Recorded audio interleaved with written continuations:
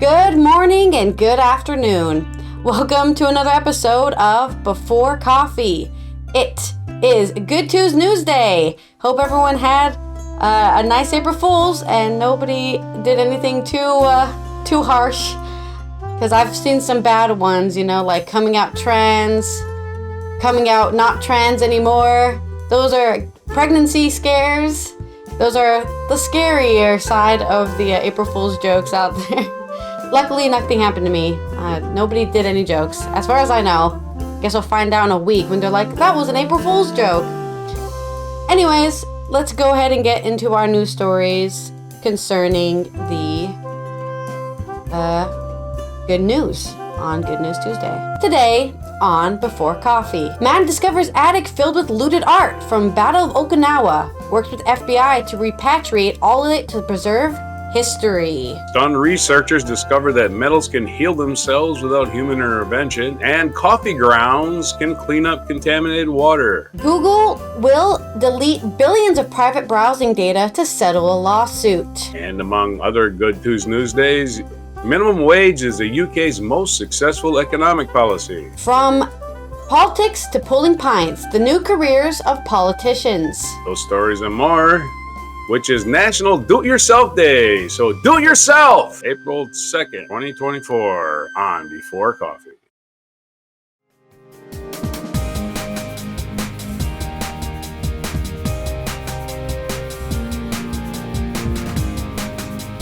Okay, our first news story is coming out of Japan on the Good News Network by Andy Corbley.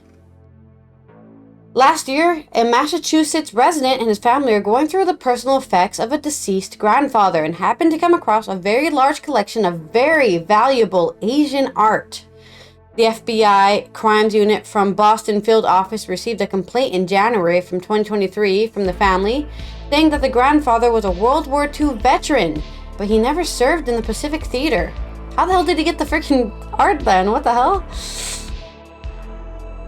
There were some scrolls. There were some pottery pieces. There was an ancient map, said Special Agent Jeffrey J. Kelly, the art coordinator at the Boston office, who added that the family did their own research and determined that at least the scrolls had been entered about 20 years ago in the FBI's National Stolen Art File. In total, the FBI recovered 22 artifacts, 6 painted scrolls from the 18th and 19th centuries, 3 of which were one piece and appear to have been divided into 3 pieces, a hand-drawn map of Okinawa dating back to the 19th century, and various pieces of pottery, ceramics, and metalwork, all in this dude's attic. An unsigned typewritten letter was also found with the artifacts that helped confirm they were looted in the last days of World War II during the Battle of Okinawa. When taken together, they really represent a substantial piece of Okinawan history, said Kelly. The FBI transported the artifacts from Massachusetts to the Smithsonian Institute's National Museum of Asian Art in Washington, D.C., where the scrolls were unfurled for the first time in many years, revealing portraits of Okinawan royalty in vivid reds, golds, and blue accents. A nation's cultural identity is really summed up in the artifacts and the history, said Kelly. This is what makes a culture, and without it, you're taking away their history, and the surest way to eliminate a culture is to eliminate their past. And so it's really important for us, stewards of artifacts and culture patrimony, to make every effort that we can to see that these go back to the civilizations and the cultures and the countries where they belong, he said. The British Museum would never. So I think one of the biggest takeaways from this entire investigation is the fact that in this case, the family did the right thing, Kelly added. They had some questioned artifacts that they thought might not belong here in this country. They checked the National Stolen Art File, and when they realized that it may in fact have been looted cultural property, they did what they should have done, which is call the FBI. We're not looking to put people in jail because they happen to inherit some objects that have questionable or dubious provenance. We're here to help make sure at the end of the day, it goes back to its rightful owner, concluded the special agent. The FBI, who just released details of the story this week, added that some relics from Okinawa lost during World War II are still at large and waiting to be returned. And the story of a Massachusetts family is a great reminder to always be conscientious when digging through an attic. I just want to know, I just want to know the story of how he got them. If he never went to the Pacific Theater, Did he have a friend who was just like, yo, I stole some art, you want some? Find that guy's friend. He might have more stolen art. Like, I don't get it, but yeah. When you're conquering a place, I guess you just want to take a trophy back with you. And for whoever stole the art, that was their trophy. A bunch of scrolls and maps and pottery. I got this special Okinawan pottery from some person we murdered. Woo! Anyways, there's your good news. History is preserved for Okinawa. They've returned the art, or are trying to work on returning the art. Hopefully it's not sitting in the Smithsonian too long. I guess they have to decide who they want to give it to, like probably a museum in Okinawa somewhere. And your story, I guess. Okay. We are going to talk about stunned researchers. This is from the positivenews.org. This is stuns researchers discovered that metals can heal themselves without human intervention. Scientists, for the first time, have witnessed pieces of metal crack, then fuse back together without any human intervention, overturning fundamental scientific theories in the process. If the newly discovered phenomenon can be harnessed, it could usher in the engineering revolution, one in which self-healing bridges, engines, and airplanes could reverse damage caused by wear and tear, making them safer and long-lasting. The research team from Sandia National Laboratories in Texas A&M University described their findings today in the journal Nature. This is absolutely stunning to watch firsthand, said Sandia materials scientist Brad Boyce. What we have confirmed is that the metals have their own intrinsic natural ability to heal themselves, at least in the case of fatigue damage at the nanoscale, he told the laboratory press. Repeated stress or motion causes microscopic cracks to form in machines' metal components. Over time, these cracks grow and spread until the whole device breaks, or in scientific lingo, it fails. The fissure Boyce and his team saw disappear was on one of those tiny but consequential fractures measured in nanometers. From solder joints in our electronic devices to our vehicles' engines to the bridges that we drive over, these structures often fail unpredictably due to the cyclic loading that leads to crack initiation and eventual fracture, Boyce said. When they do fail, we have time to contend and replace the costs, lost time, and in some cases, even injuries or loss of life. The economic impact of these failures is measured in hundreds of billions of dollars every year for the U.S. Self-healing, as much as it sounds like something from science fiction, is actually thousands of years old. The Romans realized that making concrete with certain ingredients, like lime, glass, allowed it to heal itself over time. More recently, engineers at the University of Illinois have found out how to make self-healing lithium-ion batteries out of polymer-based electrolyte that doesn't form harmful lithium dendrites that can cause shorting and explosions. Khalid Hattar, now an associate professor at the University of Tennessee, Knoxville, and Chris Barr, who now works at the Department of Energy's Office of Nuclear Energy, ran the experiment at Sandia when the discovery was made.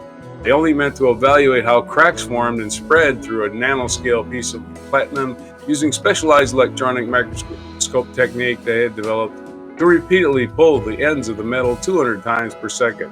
Surprisingly, about 40 minutes into the experiment, the damage reversed course. One end of the crack fused back together as it was retracing its steps, leaving no trace of the former injury. Over time, the crack regrew along a different direction. Hadar called it an unprecedented insight. Much remains unknown about the self-healing process, including whether it become a practical tool in manufacturing.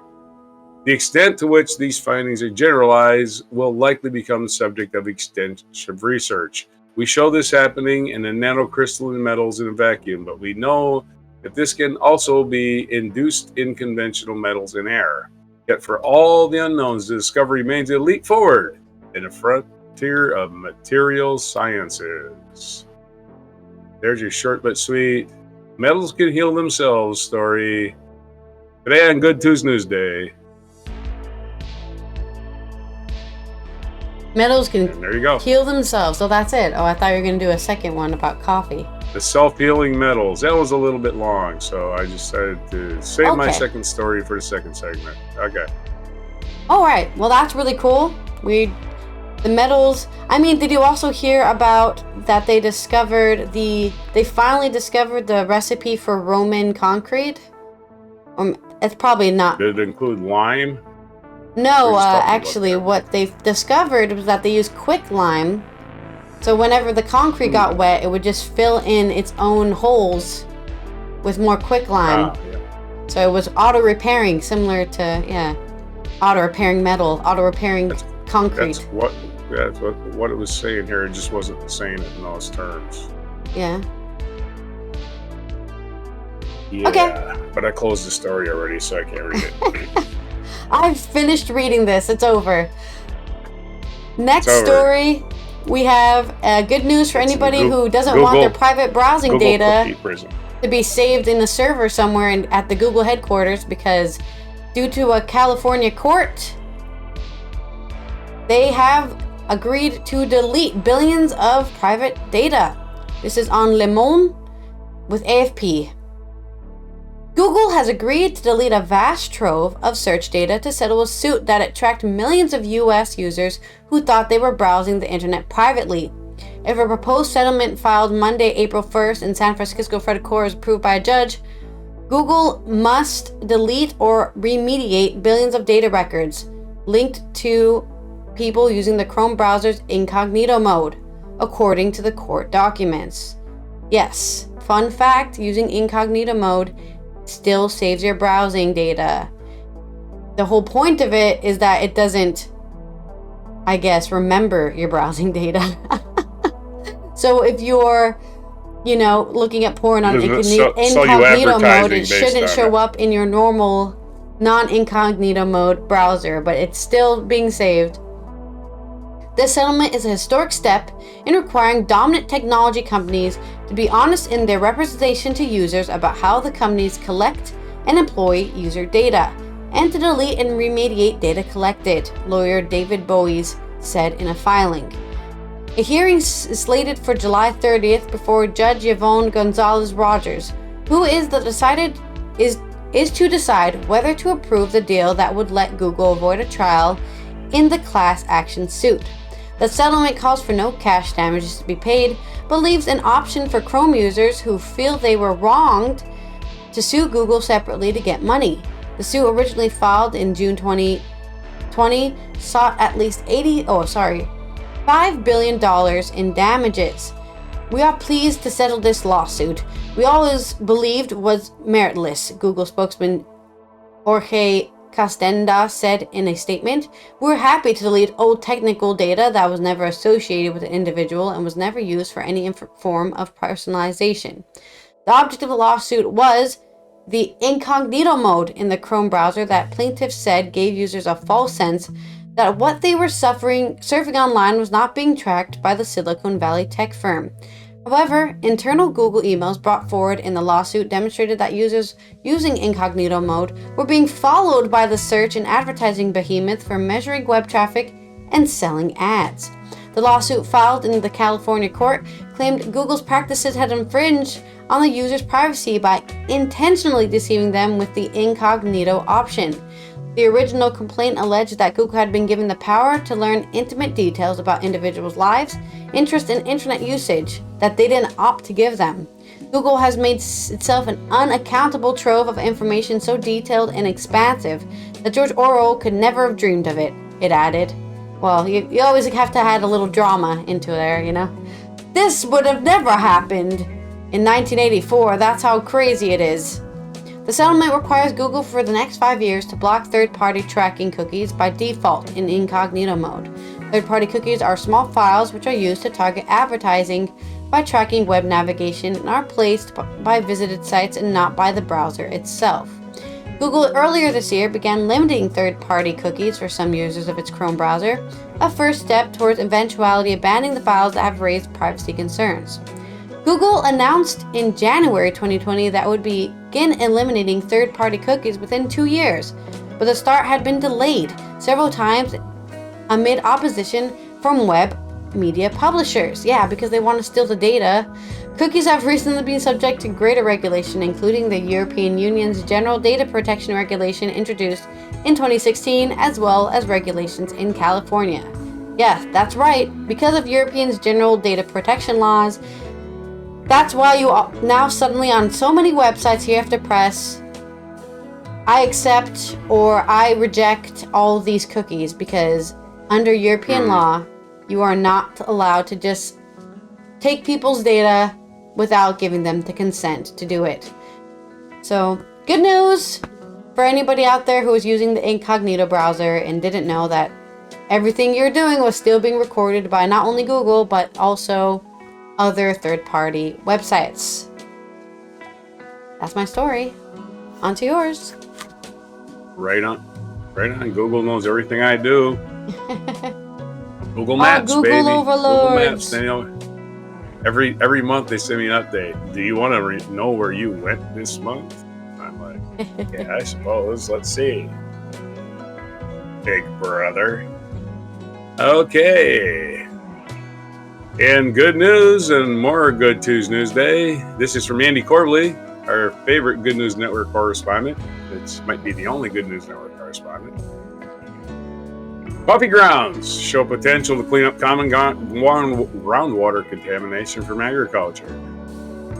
That's right. Coffee grounds have been tested in a laboratory setting for their potential use as a cleanup agent for common agriculture runoff. Suggested that along with compost, snail repellent, and many other uses, used coffee grounds could protect water sources from agriculture pollution. But only used coffee grounds, apparently. What about actual just unused coffee? Anyway, the study looked at bentazone, a common herbicide used in agriculture, and found that when coffee grounds are activated with zinc chloride and carbon molecules, therein could remove 70% of the bentazone content from contaminated water.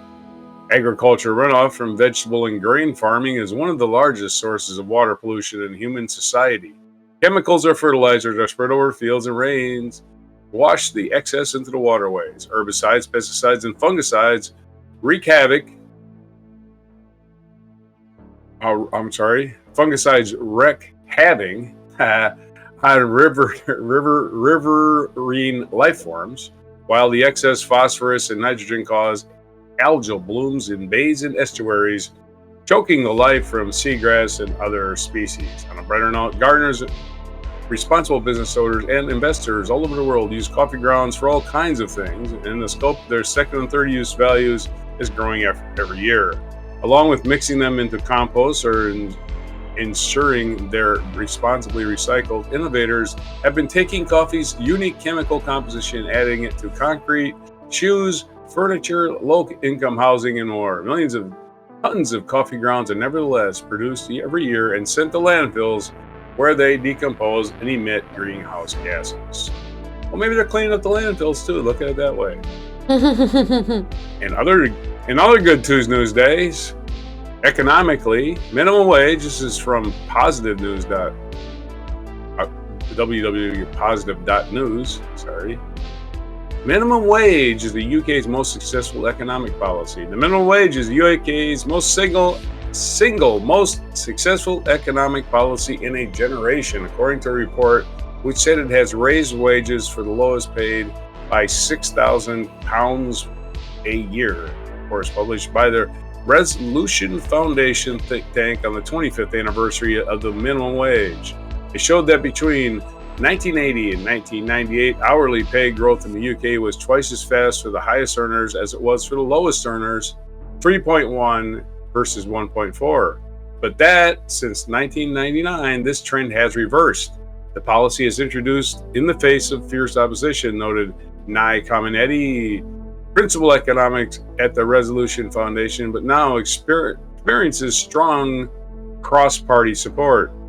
The UK's minimum wage is set for one of the biggest ever hikes next week, as it rises from £10.42 sterling to 11.44. But the resolution foundation warned that other areas of low-paid work, from job intensity to the enforcement of worker rights, have room for improvement.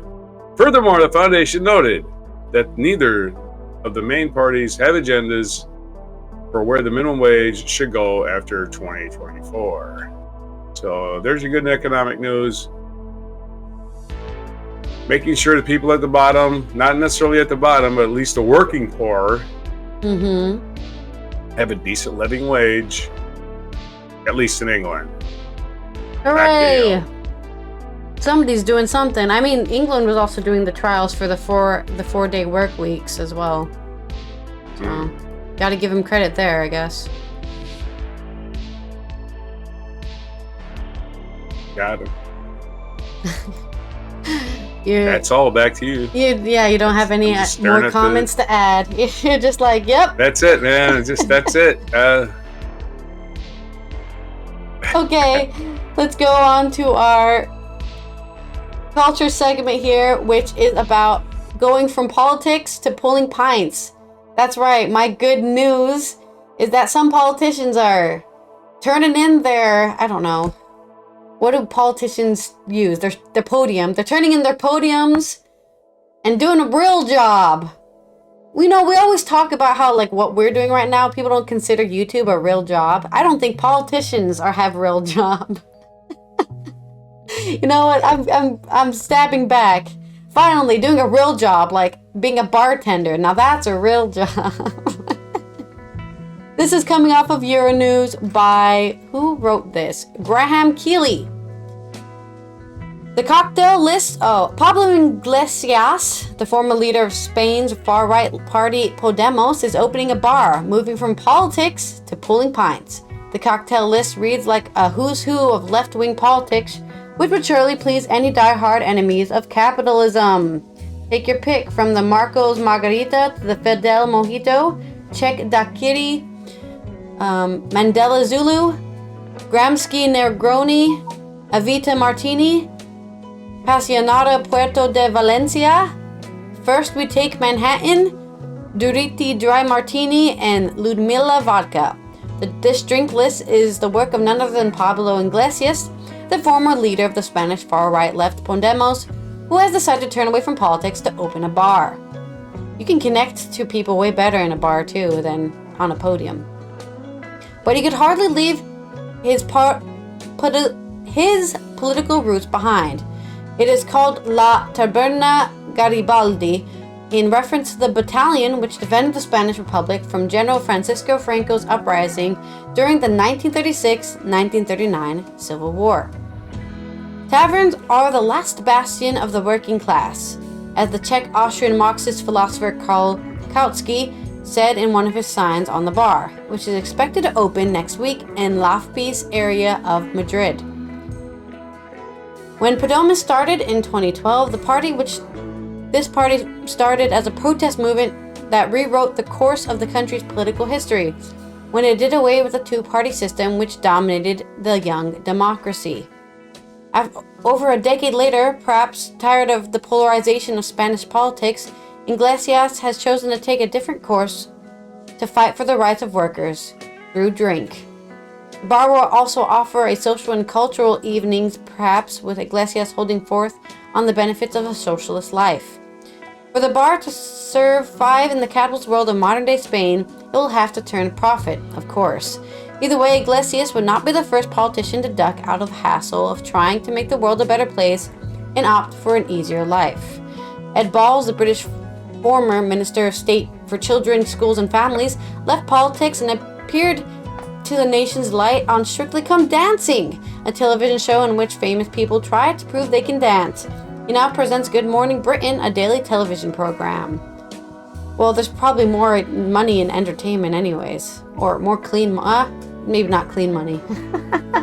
Perhaps morning television is not without stresses, but it's far removed from the rough and tumble of the Houses of Parliament.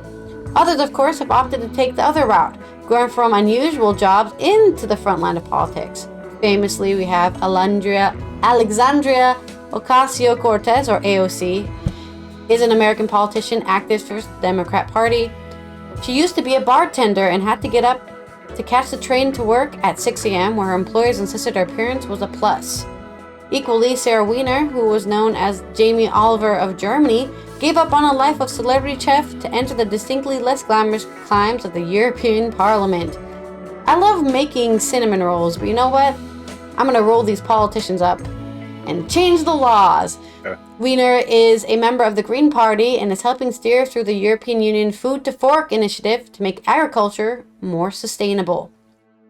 Whether there is a relationship between politicians and drinking or eating culture is a matter of debate, but it seems quite an open door between the two worlds of politics and gastronomy. So, no, I think it's just because you can really connect with people. I think people who want to be politicians do want to connect with people for the most part, like generally.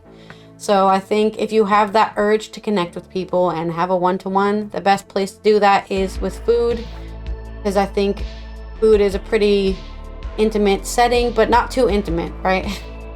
Everyone likes to eat and drink, so meet me at the bar and we can talk about socialism. I guess is his goal. Iglesias' goal. So, but he left his mark on politics, so he can definitely brag about that. And hopefully his bar succeeds, I guess, so he can continue his whatever goals he has in life. That's the end of my story. That's it. That's the spirit. Ha ha ha.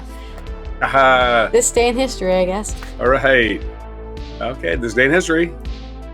We'll be chugging along on Good Tuesday News Day. And this day in 1513, Spanish explorer Juan Ponce de Leon landed on the coast of Florida. Of course, he was looking for the Fountain of Youth, which was not in Florida. Because if you go there, it's full of old people.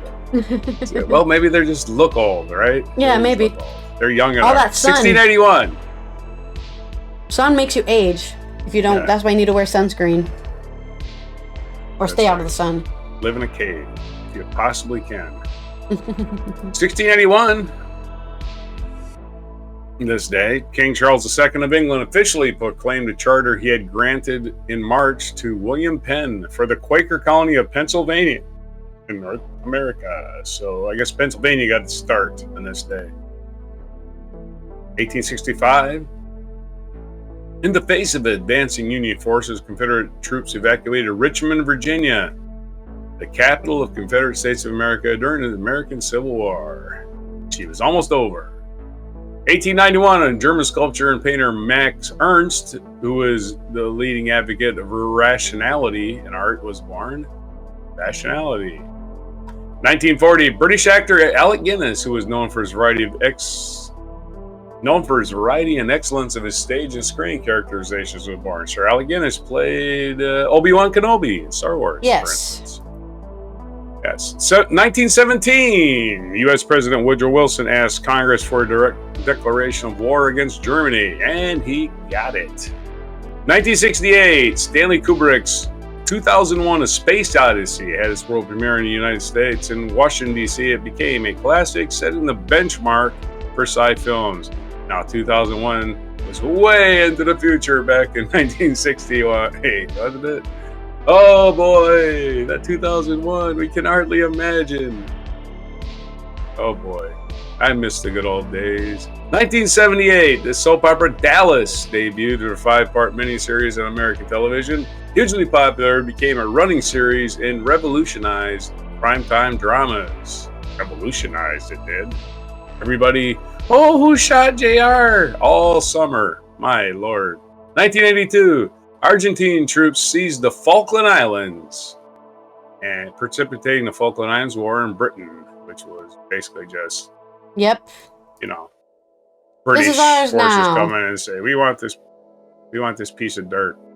1992, American organized crime boss John Gotti was convicted of 13 criminal counts, including murder of Paul Castellano and others, racketeering and obstruction of justice. He was sentenced to life in prison. Of course, his family became rich and famous and got a TV show. So, yay, killing people. I don't know. 2015, Portuguese filmmaker Manuel de Oliveira, who is known for richly meditative and often self-reflective films that were frequently inspired by literary and theatrical works, He died at the age of 106. 106. Wow, man. He must have been taking his vitamins. Who didn't live to be 106 is our featured event, the death of Pope John Paul II. Didn't make it to 106. He died in 2005 in the Vatican City. And this day in 1978, Pope John Paul II was the first non-Italian pope in 455 years and the first from a Slavic country. Our feature biography, Charlemagne. Charlemagne, not Kid Charlemagne, but Charlemagne, the Holy Roman Emperor, a distant relative of ours. A lot of people are descended from Charlemagne. Anyway, he was born April 2nd, 747, died January 28th, 814. At 2 o'clock in the afternoon, having tea. In our time capsule, April 2nd, 1938, Oxford won the 90th anniversary boat race, beating Cambridge by 2 lengths. And there was much rejoicing. 1805, Hans Christian Andersen's birthday. This day, Alec Guinness we brought up, and yesterday we brought up the murder of Marvin Gaye by his father. He was born on April 2nd, 1939, so happy birthday to Marvin Gaye. He would be, what's the math in that one? 80... 85. Okay. All right. 85. Got it. 1947 is the birthday of Camille Paglia, American academic. Emmylou Harris, American singer and songwriter. And in 1987, and this day in music, another thing in music today, Buddy Rich, one of the greatest jazz drummers of all time. Buddy Rich died at age 69 due to complications caused by a brain tumor. Rich worked with many acts, including Frank Sinatra, Ella Fitzgerald, Louis Armstrong, Tommy Dorsey's band, Dizzy Gillespie, and Oscar Peterson. Rush's Neil Peart organized a pair of 90s tribute albums titled Burning for Buddy, which also featured the work of Kenny Aronoff, Dave Reckel, Steve Gadd, Max Roach, Steve Smith, and Matt Sorum. So Buddy Rich died this day, quite young actually. I thought he was older than that, but 1970. And what day is it? It is National Ferret Day. So if you have a ferret, go hug your ferret. If you don't have one, I don't know what you do. National Reconciliation Day is that April 2nd. This is the day you make up for all the crap you did yesterday. Playing pranks on people, gluing their coffee cup to the ceiling, putting a plunger in the toilet. I don't know. Whatever you did, make up for it today. National Peanut Butter and Jelly Day. Now, you may have even had a prank yesterday involving peanut butter. Who wouldn't, right? But you can apologize for that, too, and make a sandwich. National Ferret Day. It's SAM Day of Action, SAAM. Do you know what that is? No, I have no idea. What is it? Well, let's look it up, because I had to look it up. Let's see. Each year on the first Tuesday, and of course, we got to get the reading pay and get rid of all these ads. Oh boy, that did not work. Okay.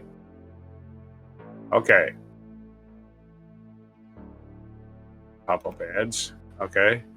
Each year, the first Tuesday in April, Sexual Assault Awareness Month. That's what it is. Oh. Day of Action provides a day of focus awareness, sexual violence prevention. So good news, we're preventing all that today. All of it. It's never going to happen. 100%. Behind. And it's also Do-It-Yourself Day, DIY Day. Yep. And there's pictures of people doing things with a look of curiosity on their face, like they're not quite sure. How do you caulk a door? Anyway, that's it for the national days for today, April 2nd, 2024 on Before Coffee. Okay. Then this has been, let me switch over here. This has been Allison from the Netherlands. Hope you're having a good Tuesday and focusing on that good news. Tomorrow we're going to be looking at the wacky and weird news that's been happening this week. It's the same every week, so all the crazy stuff. I've already have a couple of stories lined up because I saw some today. especially from April Door Fools, right? brackets too. I can't believe these people believe this April Fool's joke. Those wacky kids. Anyways, we will see you tomorrow for the next episode. I hope you have a good one. And here is your mic drop moment.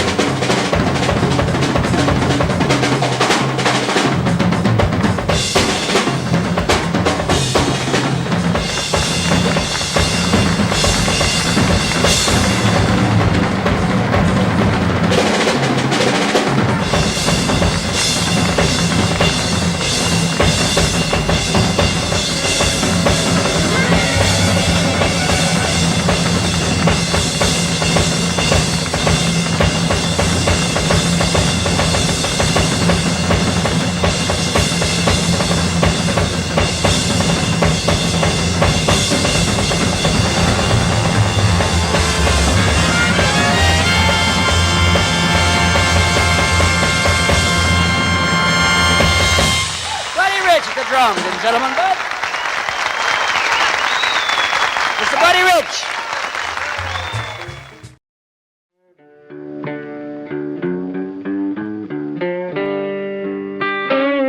Be sure to hit the like, subscribe, and notify buttons, and follow our other channels, Toxic Alley, History of Gravy, and Scratchy Old Records.